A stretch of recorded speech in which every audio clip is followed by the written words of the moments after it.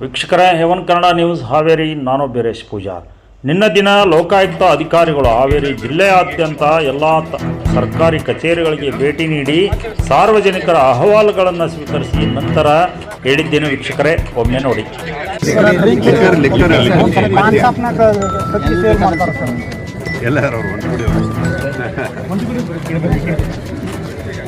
ಈಗ ಎಲ್ಲ ಕಡೆ ಲಿಕ್ಕರ್ ಮಾಡ್ತಾ ಇದ್ದಾರೆ. ಸರ್ಕಾರಕ್ಕೆ ದುಡ್ಡು ಬೇಕು, ಅದಕ್ಕಾಗಿ ನೀವು ಎಲ್ಲ ಅಂಗಡಿಗಳಲ್ಲಿ ಲಿಕ್ಕರ್ ಮಾರಕ್ಕೆ ಹೋಗಿದ್ದೀರಾ ನೋಡಿ. ಹೋದಾಗೂ ಇದೇ ಸಮಸ್ಯೆ.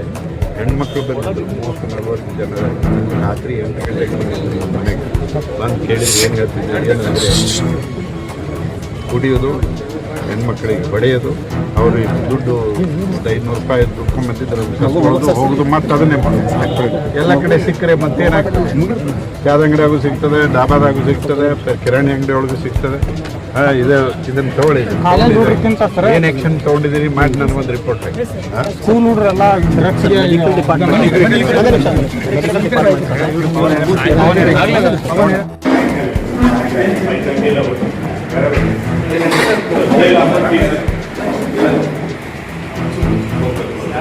ಏನು ತೊಂದರೆ ಇದೆಲ್ಲ ಮೊಸರನ್ನ, ವೆಜ್ ಫ್ರೈಡ್ ರೈಸ್ ಕೊಡ್ತಾ ಇದೆ.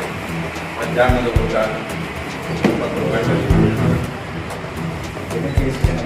ಎಷ್ಟು ಜನ ಬರ್ತಾರೆ ದಿನ? 40 ನಿಮ್ಗೇನಾರು ಉಳಿತದ? ಎಷ್ಟು ಜನ ಇರ್ತಾವೆ? 10 ಜನ. ಅಡಿಗೆನೂ ಮಾಡ್ತೀರಿ, ನಂತರ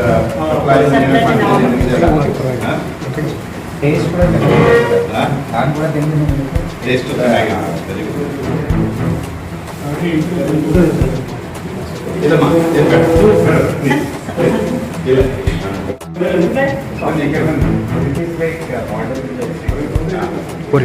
ಫೋಟೋ ತೆಗೆಯೋಣ.